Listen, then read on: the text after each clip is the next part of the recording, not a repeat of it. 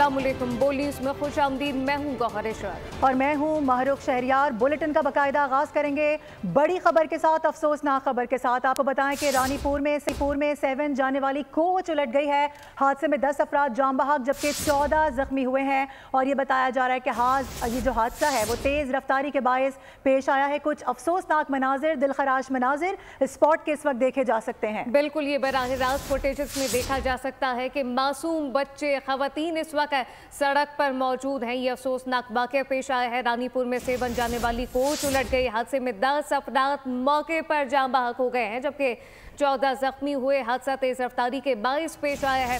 रानीपुर में 7 जाने वाली कोच उलट गई। हादसे में 10 अफराद के जाम बहक होने की इतलात मौसूल हुई है। 14 जख्मी हो चुके। हादसा तेज रफ्तारी के बायस पेश आया। ये फुटेजेस में वाज़ेह तौर पर देखा जा सकता है। तफसीलात क्या है, नदीम शेख से जानते हैं। नदीम, बताइएगा मौके पर अब क्या सूरत हाल है? रेस्क्यू का अमल शुरू किया गया है? जी बिल्कुल, रानीपुर के करीब गरजी का ये मुकाम है जहाँ पर जो है हजरत शहबाज के जो ज़ायरीन है, 7 जाने वाले ज़ायरीन मुसाफिर कोच जो है वो उलट गई है, जिसके नतीजे में 10 अफराद जो हैं वो जान बहक हुए हैं। 14 अफराद जो है वो जख्मी हो गए हैं। बताया जा रहा है हादसा जो है वो तेज रफ्तारी के बायस पेश आया है। मैं आपको बता चलूँ कि जो जख्मी हुए उनमें खवातीन और बच्चे भी शामिल है, जिसको जो है जिम्स और रानीपुर अस्पताल मुंतकिल किया जा रहा है। और मैं आपको बता चलूँ जो अभी तक जो है जख्मियों को अस्पताल लाया जा रहा है और जो जान बहक अफराद की तादाद है वो बढ़ने के भी खदशा है। ठीक है। अच्छा नदीम, आपसे ये भी जानने की कोशिश करेंगे, जाए वकुआ की सूरत हाल आपने बताई है, कोई डॉक्टर्स का मौके पर अभी तक सामने आया है कि एग्जैक्टली कितने लोग हैं जो जख्मी हैं? उनकी हालत के हवाले से डॉक्टर्स क्या बता रहे हैं?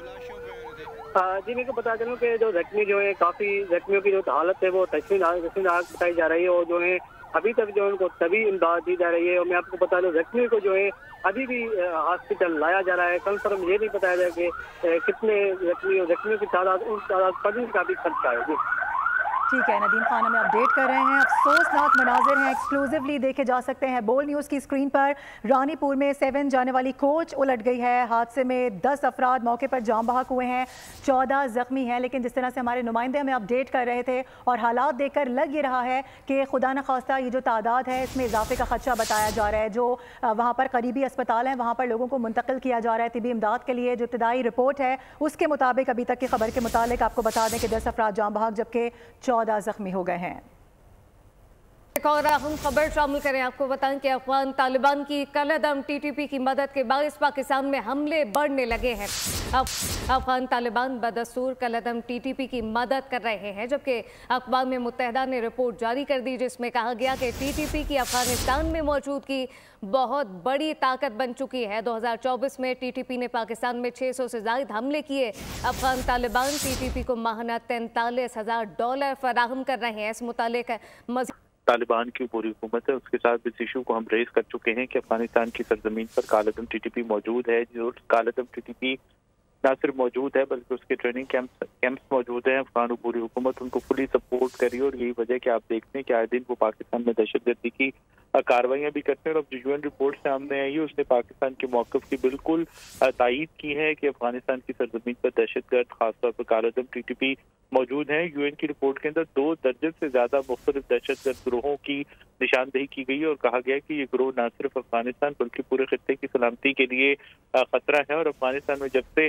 तालिबान ने दोबारा कब्जा किया है इक़्तिदार पर, उसके बाद से दहशतगर्द ग्रोहों के असरात दोबारा से बढ़ना शुरू हो गए हैं, उसमें इजाफा हुआ। और खासतौर पर दाइश जो है वो अफगानिस्तान में सरगर्म है, उसकी बढ़ती कार्रवाइयाँ और अफगान तालिबान जिस तरह से उसको असिस्टेंस प्रोवाइड कर रहे हैं वो इंतहाई डेंजरस है। इस खित्ते के अंदर जो पहले ही बहुत वोलेटाइल रीजन तस्वुर किया जाता है, यहाँ पर इस किस्म की जो मौजूदगी है दहशतगर्दों की वो बहुत ज्यादा नुकसानदेह हो सकती है। दूसरी जानिब पाकिस्तान की जो सिक्योरिटी फोर्सेज है वो दहशतगर्दी के खिलाफ पूरी तरह से मुतहर्रिक है और पाकिस्तान जिस तरह से कार्रवाइयाँ कर रहे हैं उससे दाइश खुरासान को एक बहुत बड़ा धचका लगा है। खासतौर पर पाकिस्तान ने दाइश की जो बैरूनी ऑपरेशन करने की जो ब्रांच है उसको नाकाम बनाया है। पाकिस्तानी सिक्योरिटी फोर्सेज ने कई दहशतगर्दों को गिरफ्तार भी किया है, जिसके अंदर आदिल पंशेरी, अबू मंजर और काका यूनुस नामी दहशतगर्द शामिल हैं। और इसके साथ ही रिपोर्ट में ये भी कहा गया है कि फितना अल खारिज या दाइश जो है वो अफगानिस्तान में अपने असर रसूख को मुस्तहकम कर चुकी है, बढ़ा चुकी है। और डेफिनेटली ऐसा जो है ये अफगान हुकूमत की सरपरस्ती के बगैर नहीं हो सकता। और पाकिस्तान में जो हमले किए गए हैं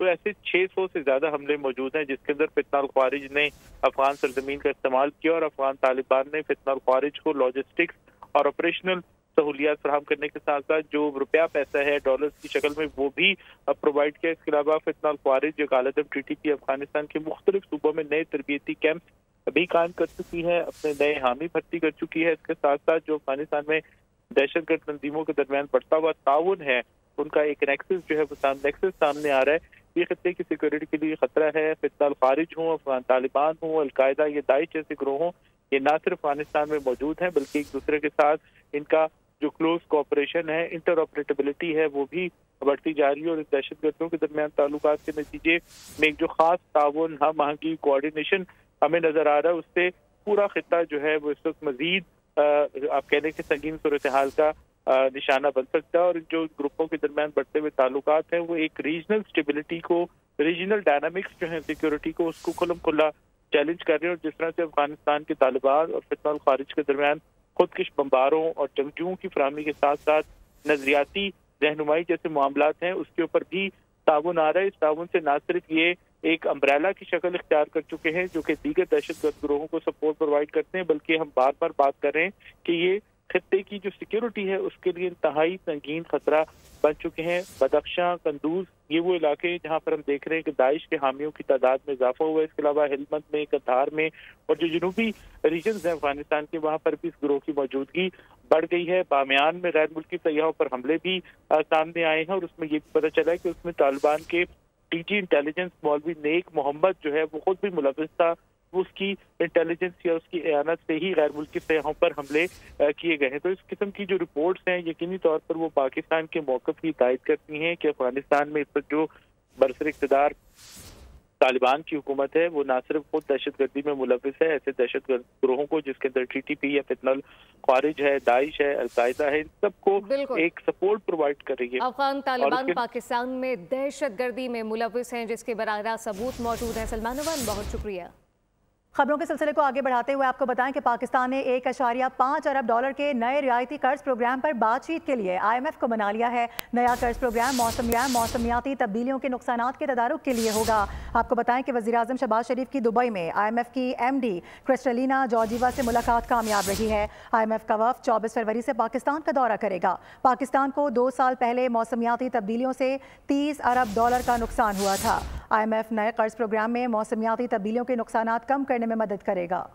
वज़ीर-ए-आज़म का वर्ल्ड बैंक के 10 साला $40 अरब के कंट्री पार्टनरशिप फ्रेमवर्क का खैर मकदम। शहबाज शरीफ से इंटरनेशनल फाइनेंस कॉरपोरेशन के MD मुख्तार डियोप ने मुलाकात की, जिसमें पाकिस्तान में IFC के जारी और मुमकिन इक़दाम पर तबादला ख्याल किया गया। IFC सरबराह ने वज़ीर ख़ज़ाना औरंगज़ेब से मुलाकात की, जिसमें मुख्तार डियोप ने कहा कि IFC पाकिस्तान की तरफ से इस्लाहत को तस्लीम करती है। निजी शोबे ने वज़ीर ख़ज़ाना की पॉलिसियों पर एतमाद का इज़हार किया। एक और अहम मामला यह है कि PIA को अक्टूबर के बजाय जून में प्राइवेटाइज करने का फैसला कर लिया गया है। IMF के मुतालबे पर वज़ीर-ए-आज़म शहबाज शरीफ की जानिब से हिदायत जारी कर दी गई हैं। निजकारी कमीशन के मुताबिक PIA की निजकारी जून में करने की तैयारियां की जा रही हैं। वज़ीर-ए-आज़म ने वज़ारत ख़ज़ाना, वज़ारत निजकारी और PIA हुकाम को भी हिदायत जारी कर दी हैं। अमरीका के रूट्स खोलने के लिए सिक्योरिटी ऑडिट का फैसला भी किया गया है। अब ये जानिए, वफाकी हुकूमत ने फेडरल बोर्ड ऑफ रेवेन्यू से अहम इख्तियारात वापस ले लिए हैं। वफाकी काबीना ने वज़ारत ख़ज़ाना में टैक्स पॉलिसी ऑफिस कायम कर दिया। नोटिफिकेशन जारी कर दिया गया। टैक्स पॉलिसी साजी और टैक्स वसूली को अलग अलग कर दिया गया है। अब FBR सिर्फ टैक्स वसूली के काम तक महदूद रहेगा। FBR रेवेन्यू बढ़ाने के लिए सिर्फ टैक्स तजवीज़ पर अमल दरामद पर तवज्जो देगा। नोटिफिकेशन के मुताबिक टैक्स पॉलिसी ऑफिस बराह रास्त वज़ीर ख़ज़ाना और रेवी को रिपोर्ट करेंगे। टैक्स पॉलिसी ऑफिस हुकूमती इस्लाहती एजेंडा बनाने पर काम करेगा। टैक्स पॉलिसी ऑफिस टैक्स पॉलिसियों और तजवीज़ का तज्ज़िया करेगा। आगे बढ़ते हुए आपको बताएं कि किसानों को तमाम ज़राई सहूलियात एक छत तले फराहम करने का मंसूबा शुरू कर दिया गया है। Army chief general Syed Asim Munir कहते हैं कि जदीद ज़राअत में सूबा पंजाब और यहाँ के किसानों का कायदाना किरदार काबिल तहसीन है। ग्रीन कॉरपोरेट मंसूबे के तहत मुख्तसर वक्त में कामयाबियाँ हौसला अफजा और तरक्की की नवीद हैं। ज़राअत जदीद, मुल्क के लिए खुशहाली की नवीद। पंजाब में किसानों की तमाम ज़राई सहूलियात एक छत तले फराहम करने का मंसूबा शुरू हो गया। चोलिस्तान में ग्रीन पाकिस्तान मंसूबों की इफ्तिताही तकरीब हुई। Chief of army staff general Asim Munir और वज़ीर आला पंजाब मरियम नवाज तकरीब में शरीक हुए। वफाकी और सूबाई वज़रा ने भी शिरकत की। Green agri mall and services company किसानों को इनकी दहलीज पर मयारी बीज, खाद, कीड़े मार अद्वियात रियायती कीमत पर फराहम करेगी। किसानों को ड्रोन समेत ज़राई मशीनरी रियायती किराए पर दस्तयाब होगी। एक छत तले किसानों को ज़राअत से मुताल्लिक़ तमाम सहूलियात मैसर होंगी। 5000 एकड़ पर मुश्तमिल जदीद फार्म ज़राअत के जदीद तरीक़ों के इस्तेमाल पर काम करेगा, जिससे कम पानी से ज़्यादा फसलें हासिल हो सकेंगी। Army chief general Syed Asim Munir ने मुख्तसर वक्त में पंजाब हुकूमत के ग्रीन कॉरपोरेट मंसूबे के तहत काबिशों और हासिल होने वाले कामयाबियों को सराहा। कहा फौज मुल्क की माशी तरक्की के अमल में भरपूर हिमायत जारी रखेगी। वज़ीर आला पंजाब मरियम नवाज ने कहा ज़राअत की तरक्की और किसान की तरक्की पाकिस्तान की खुशहाली की ज़मानत है। वज़ीर आला ने शोहदा के बच्चों और ज़ख्मी होने वालों को ज़मीन की अलॉटमेंट के कागजात भी दिए। चीन ने उरूज पाया मगर मुल्कों पर कब्जे नहीं किए। हम चीन के सदियों से पड़ोसी हैं मगर हमें चीन से कभी कोई अंदेशा नहीं हुआ और ना होगा।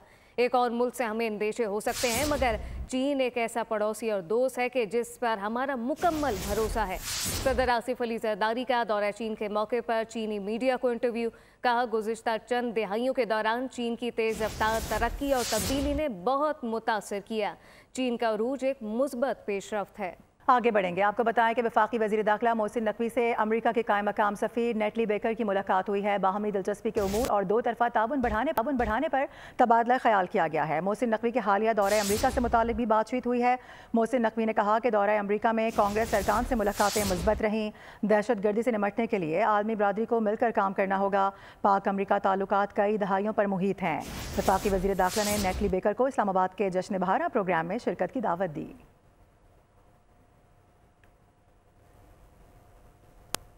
हादसात और दीगर वाक़यात का जिक्र करें। आपको बताएं कि कराची के इलाके डिफेंस से 6 जनवरी से लापता नौजवान मुस्तफ़ा आमिर की लाश मिलने के बाद कत्ल केस में मजीद इंकशाफात सामने आ गए। तफ्तीशी हुकाम के मुताबिक मुस्तफ़ा की लाश पुलिस को हब चौकी से मिली। मुलजिम शहराज ने एतराफ़ कर लिया कि लड़की के मामले पर कत्ल हुआ। कत्ल से पहले मुस्तफ़ा की आखिरी ऑडियो रिकॉर्डिंग भी बोल न्यूज़ ने हासिल कर ली है। तफसीलात इस रिपोर्ट में। मुस्तफ़ा के कत्ल की लर्जा खेज दास्तान। कातिल दोस्त निकला, साथी ने साथ दिया। तफ्तीशी टीम आगे बढ़ने लगी। अरमगान के दोस्त शिराज का एतराफ़ी बयान सामने आ गया। लड़की का मामला दोनों के दरमियान कत्ल की वजह बनी। तफ्तीशी ज़राए के मुताबिक मुलजिम शिराज ने इंटेरोगेशन में सब उगल दिया। मुलजिम ने कहा अरमगान ने मुस्तफ़ा को बहाने से घर बुलवाया था।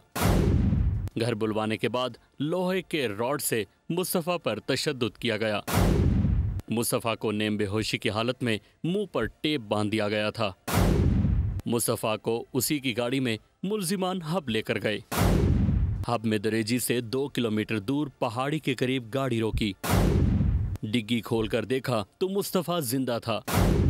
अरमगान ने गाड़ी पर पेट्रोल छिड़क कर मुस्तफ़ा को जिंदा जला दिया। उधर कत्ल से पहले मुस्तफ़ा की आखिरी ऑडियो रिकॉर्डिंग बोल न्यूज़ ने हासिल कर ली, जिसमें सुना जा सकता है कि मुस्तफ़ा ने अपने दोस्त को बताया कि वो अरमगान के पास जा रहा है, तुम भी आ जाओ। अगर ऐसा है तो मैं भी अपने हिसाब से उसके साथ। ज़राए के मुताबिक अगर ऑडियो रिकॉर्डिंग उसके दोस्त के पास थी तो पुलिस 1 माह तक खामोश क्यों रही? दोस्त ने पुलिस को क्यों नहीं बताया कि मुस्तफ़ा आखिरी बार अरमगान के पास गया था? सवालात खड़े हो गए। कराची डिफेंस से लापता मुस्तफ़ा आमिर के कत्ल की तहकीकात इस वक्त भी जारी हैं। मुस्तफ़ा के लापता होने का मुकदमा 7 जनवरी और कत्ल का 12 जनवरी को दर्ज हुआ। तफ्तीशी हुकाम के मुताबिक मुलजिम और अरमगान और मुस्तफ़ा दोनों दोस्त थे। न्यू ईयर नाइट पर लड़की के मामले पर दोनों दोस्तों में झगड़ा हुआ। तल्ख कलामी के बाद अरमगान ने मुस्तफ़ा और लड़की को मारने की धमकियां दी। मार्शा नामी लड़की 12 जनवरी को बैरून मुल्क फरार हो गई थी, जबकि खातून से इंटरपोल के जरिए रब्ता किया जा रहा है। मकामात अकीदत भी करप्शन से महफूज ना रहे। लाल शहबाज कलंदर के मज़ार पर महकमा औकाफ के मुलाजमीन लुटेरे बन गए। नजरानों का अपनी नज़र करने का पर्दाफाश होने पर मौतली झेलना पड़ी। सहवन के सरकार का मजा, सिंध सरकार के मुलाजमीन ने लूट मार का मरकज बना दिया। मुल्क भर और दुनिया भर से आने वाले अकीदतमंद चादरें चढ़ाते, नजराने पेश करते, महकमा औकाफ के मुलाजमीन चोर दरवाजे से सब निकाल लेते हैं। लाल शहबाज कलंदर के मज़ार पर होने वाले वाक़यात की वीडियो वायरल हुई। होते होते बात वज़ीर आला सिंध तक पहुंची। मुराद अली शाह ने जिस पर भरपूर एक्शन। जबकि 6 अफराद जख्मी हुए हैं। बदकिस्मत वैन नवाबशाह से सहवन उर्स पर जा रही थी। आपको अपडेट कर दें कि नवाबशाह में ज़ायरीन की वैन और ट्रेलर में तसादुम हुआ, जो कि खूनी साबित हुआ। शहर में ट्रैफिक हादसात में हो शुबा इजाफा। हर 2 मिनट में एक शहरी ट्रैफिक हादसात का शिकार होने लगा। मजीद क्या तफसीलात हैं मरियम हसन से जानते हैं, जो इस वक्त कराची के वाहिद ट्रॉमा सेंटर के शुबा हादसात में मौजूद है। जी मरियम। शहर कराची की खस्ता हाल सड़कों की वजह से और उसके साथ साथ मुख्तलिफ ट्रैफिक हादसात की वजह से यौमिया बुनियादों पर कराची के वाहिद ट्रॉमा सेंटर में हर 2 मिनट में 2 मरीज़ जो हैं यहाँ पर लाए जा रहे हैं। और इस वक्त हम ट्रॉमा सेंटर की ER में ही मौजूद हैं, जहाँ पर डॉक्टर कुरतुलैन ताहिर हमारे साथ मौजूद हैं। पर डे के लिहाज से हमारे पास एटलीस्ट 100 रोड ट्रैफिक एक्सीडेंट के केसेस आते हैं। टोटल पेशेंट जो पर डे हमारे पास आ रहे हैं वो 500 to 550 हैं, और ये नंबर जो है ग्रेजुअली ओवर द ईयर्स हमने देखा है कि इंक्रीज़ हुआ है। और इसके अंदर जो ये रोड ट्रैफिक एक्सीडेंट के केसेस हैं ये डे बाय डे बढ़ते चले जा रहे हैं। उसकी वजह यही है कि इंफ्रास्ट्रक्चर जो है वो सही नहीं है, रोड्स टूटी हुई हैं, फिर लोगों की जो है वो लॉ एंड ऑर्डर की वो नहीं करते, सिग्नल तोड़ते हैं, हेलमेट नहीं पहनते। तो कुछ चीज़ें ऐसी हैं जो लोग अपने तौर पर भी कर सकते हैं। यही वजह है कि हुकूमती इदारे समेत जो हैं वो मुख्तलिफ समाजी इदारे जो हैं शहरियों को आगाही फराहम कर रहे हैं कि वो ट्रैफिक के जितने भी कवानीन हैं उनको मुकम्मल तौर पर जो है उन पर अमल दरामद करें। और अब देखना है कि ये इकदाम कितना कारगर साबित होता है। कराची में आज से दिन के औकात में हैवी ट्रैफिक पर पाबंदी आयद कर दी गई है। हादसात और कीमती जानें बचाने के लिए इंतजामिया ने कदम उठाया है। शहर में हैवी ट्रैफिक से मुतालिक औकात कार जारी कर दिए गए हैं और खिलाफ वर्जी पर कानून हरकत में आएगा। कमिश्नर कराची हादसात के इंसदाद के लिए मैदान में आ गए। हैवी ट्रैफिक को लगाम डालने का फैसला कर लिया। सुबह 6 से रात 10 बजे तक ट्रक, ट्रॉलर, डंपर के लिए नो एंट्री होगी। कमिश्नर कराची ने दफ़ा 144 नाफिज कर दी। नोटिफिकेशन के मुताबिक हैवी ट्रैफिक पर सुबह 6 से रात 10 बजे तक शहर के अंदर दाखिले की इजाज़त नहीं होगी। इसके बाद रात 10 से सुबह 6 बजे तक बड़ी गाड़ियां चलाई जा सकती हैं। कमिश्नर कराची सैयद हसन नकवी ने कहा कि ट्रैफिक हादसात की रोकथाम और इंसानी जानों की हिफाजत के लिए पाबंदी आयद की गई है। पाबंदी से शहर में दिन के औकात में ट्रैफिक की रवानी बेहतर बनाने में मदद मिलेगी। और अब खबर ये है, हुकूमत सिंध का अनफिट गाड़ियों के खिलाफ क्रैकडाउन का फैसला। डंपर, ट्रक, बसें, ट्रेलर के लिए मोटर व्हीकल इंस्पेक्शन लाजमी करार। सीनियर वजीर शर्जील इनाम मेमन की ज़ेर सदारत अहम इजलास हुआ, जिनमें सिंध भर में MBI सेंटर के क़याम को तेज़ करने की हिदायत की गई है। शर्जील मेमन ने कहा कि शहर में 4 मकामात पर MBI सेंटर कायम किए जाएंगे, जिनमें हैदराबाद, सखर, लाड़काना, मीरपुर खास शामिल हैं। ट्रांसपोर्ट के शोबे को जदीद खतूत पर इस्तवार किया जा रहा है, जबकि सड़क पर चलने से पहले गाड़ियों की हिफाजत के मेयार को यकीनी बनाया जाए। न्यूजीलैंड ने पाकिस्तान को 5 विकेटों से शिकस्त देकर 3 मुल्क की सीरीज अपने नाम कर ली है। पाकिस्तान के 243 रन का हदफ सीरीज ने 28 बॉल पहले ही हासिल कर लिया। अहम मरहले पर डेरिल मिचेल ने 57 और टॉम लीथम ने 56 रन बनाकर अपनी टीम को फतह दिला दी। पाकिस्तान का 243 रन का टारगेट कीवीज की जानिब से डेरिल मिचेल 57 और टॉम लिथम 56 रन बनाकर नुमाया रहे। Devon Conway 48, Kane Williamson 34 run बनाकर आउट हुए। नसीम शाह ने 2, सलमान आगा, शाहीन शाह अफरीदी और अबरार अहमद ने 1-1 विकेट हासिल की। पहले बैटिंग करते हुए पाकिस्तान की टीम 242 रन बना सकी। मैच के आगाज से ही कौमी टीम की बैटिंग मुश्किलात का शिकार नजर आई। ओपनर फखर जमान 10, सऊद शकील 8 और बाबर आजम 29 रन बनाकर आउट हुए। इब्तदाई 3 विकेटें 54 रन पर गिरने के बाद मोहम्मद रिजवान और सलमान अली आगा ने 88 रन की पार्टनरशिप कायम की। मोहम्मद रिजवान 40 रन बनाकर आउट हुए। सलमान आगा 45 रन बनाकर पवेलियन लौट गए। ताहिर तैयब ने 38 रन का हिस्सा दिया। लाहौर के कज़ाफी स्टेडियम में ICC की जानिब से बैनर्स लगा दिए गए हैं। चैंपियंस ट्रॉफी की इफ्तिताही तकरीब कल होगी। इस हवाले से मजीद क्या तफसीलात हैं, अफजाल अब्बासी से जानते हैं। जी बिल्कुल, चैंपियंस ट्रॉफी के लिए लाहौर का कज़ाफ़ी स्टेडियम भी पूरी तरह तैयार है।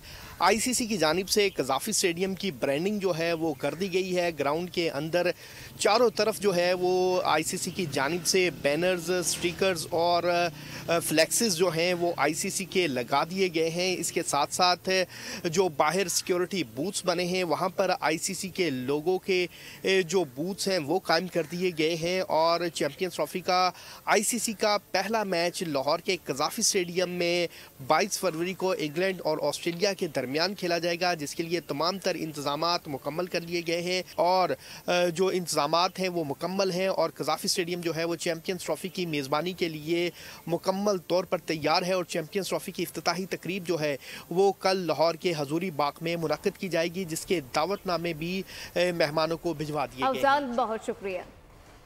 और अब ज़रा लिए चलते हैं आपको सहरा में, सहराई चोलिस्तान में, जहां पर जोर का जोर जारी है। और ये बताया जा रहा है कि मोटर स्पोर्ट्स इवेंट आज हो रहा है। 70 से ज़ायद जो ड्राइवर्स हैं वो महारत दिखाएंगे। स्टॉक कैटेगरी के मुकाबले जारी हैं। बात कर लेते हैं चौधरी मुर्तज़ा, वहाँ से हमें ज्वाइन कर रहे हैं। चौधरी मुर्तज़ा, बताइएगा इस वक्त कैसा समा आप देख रहे हैं, कौन कौन से मुकाबले आज होने जा रहे हैं?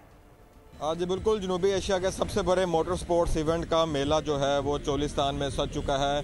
आज स्टॉक कैटेगरी की गाड़ियों की रेस का जो सिलसिला है, ट्रैक जो है वो इंतहाई ख़तरनाक और रेतीला ट्रैक है। 216 किलोमीटर का ट्रैक है, जिसे 70 से ज़ायद ड्राइवर जो हैं, जिनमें 2 ख़वातीन भी शामिल हैं, इस ट्रैक को अबूर करना होगा बड़ी ही इंतहाई महारत के साथ और रफ्तार के साथ। सबसे मेन बात रफ्तार जितनी तेज़ होगी उतनी ही जल्दी, उतनी ही तेज़ी से वो रेसर जो है जीत जो है वो अपने नाम कर सकेगा। कल जो है वो प्रीपेड कैटेगरी का और इस 20वीं चोलिस्तान इंटरनेशनल जीप रैली का फाइनल राउंड होगा।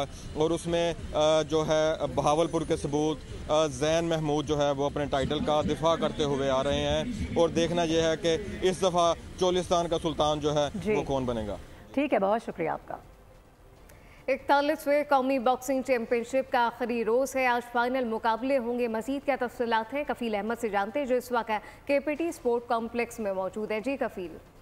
जी देखिए, 41वीं कौमी बॉक्सिंग चैंपियनशिप का जो आज फाइनल डे है और जो लास्ट डे अगर हम बात कर लें तो पाकिस्तान जो है वो मर्दों के मुकाबले में 5 और ख़वातीन के मुकाबले में जो हमें बताए गए 4 मुकाबले जो हैं वो यहाँ होंगे। इस वक्त अगर हम बात कर लें 10 फरवरी से ये स्टार्ट हुआ था कंपटीशन। और इसमें जो है वो अगर हम बात कर लें पाकिस्तान नेवी है, पाकिस्तान आर्मी है, वापडा है, एयरफोर्स है और दीगर जो है वो टीमें शामिल हैं। इस वक्त मैं केपीटी स्पोर्ट्स कॉम्प्लेक्स में मौजूद हूँ। मेरे अक़ब में जो है वो ये तमाम शील्ड्स जो हैं वो और ट्रॉफीज़ यहाँ रखी हुई हैं, जो आज फाइनल में जो जीतने वाले होंगे उनमें जो है वो उनको डिस्ट्रीब्यूट की जाएंगी। और इसमें कुछ मेडल्स भी जो हैं वो रखे गए हैं, जो कि जीतने वालों को और जो रनर जो तमाम टीम्स होंगी उनको जो है वो पहनाए जाएंगे। जो हमारी बात हुई थी ऑफिशियल से, उनका कहना ये था कि जो यहाँ से जीतने वाले होंगे उनको यकीनन इंटरनेशनल जो है वो टूर्स पे जो है वो ले जाया जाएगा, ताकि वो पाकिस्तान की नुमाइंदगी कर सकें और पाकिस्तान का नाम जो है वो इसी तरह रोशन कर सकें। आपका बहुत शुक्रिया।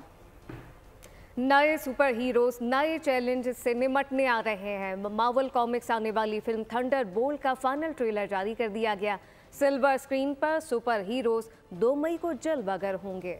बुलेटिन से फिल वक्त इतना। विजिट कीजिए bolnews.com और देखते रहिए बोल। सब्सक्राइब करें और बेल दबाएं ताकि कोई खबर रह न जाए।